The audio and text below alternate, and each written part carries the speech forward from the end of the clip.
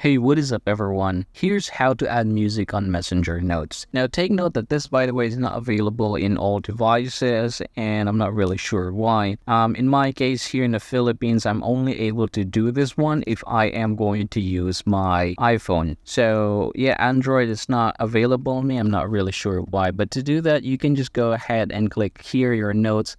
And then what you're going to do is basically share a thought of yours. So I'm just going to go ahead and write here, hey.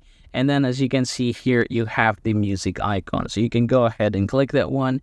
And then you can go ahead and basically choose different options that you have here. So I'm just going to go ahead and try to use this one, for example. I'm going to go ahead and click it. And then I'm going to go ahead and somehow select which part I'm going to use. So say, for example, right here.